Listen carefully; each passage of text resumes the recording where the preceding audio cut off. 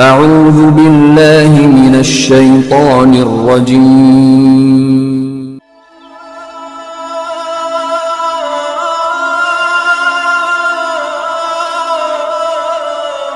بسم الله الرحمن الرحيم۔ یوٹیوب کے ناظرین السلام علیکم۔ چیپٹر 9 اللہ تعالیٰ کے سوا کسی سے دعا نہ مانگی جائے کا ذکر قرآن پاک میں کن کن صورتوں میں آیا ہے، آج اس کا مطالعہ کرتے ہیں۔ سورت نمبر 6 سورہ الانعام، آیت نمبر 40 اور 41۔ ترجمہ: کیا اللہ کے سوا کسی اور کو پکارو گے؟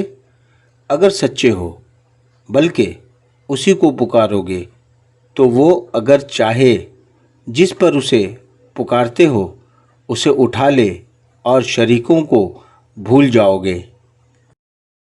سورت نمبر 7 سورہ الاعراف، آیت نمبر 29۔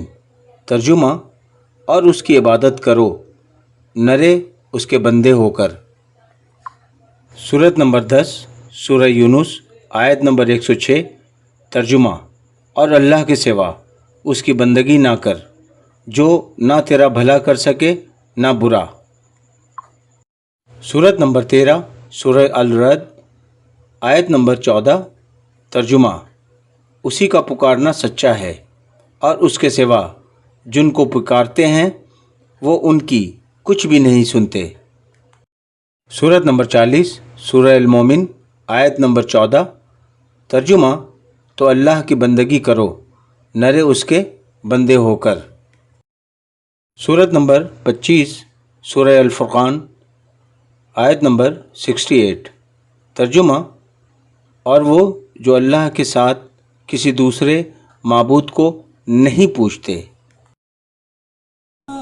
یوٹیوب کے ناظرین، آپ کو یہ اسلامی معلوماتی چیپٹر وائز ویڈیوز آپ کے علم میں اضافے کا باعث بنا ہے تو اس چینل کو سبسکرائب کریں اور ویڈیوز کو لائک کریں، بیل آئیکن بھی دبا دیں تاکہ آپ کو آنے والے ہر اسلامی معلوماتی ویڈیوز جس میں قرآن مجید میں اللہ تبارک و تعالی نے جن اہم باتوں کا ذکر فرمایا ہے اسے بحوالہ صورت اور آیت ویڈیوز کی صورت میں بر وقت آپ کو موصول ہو سکے۔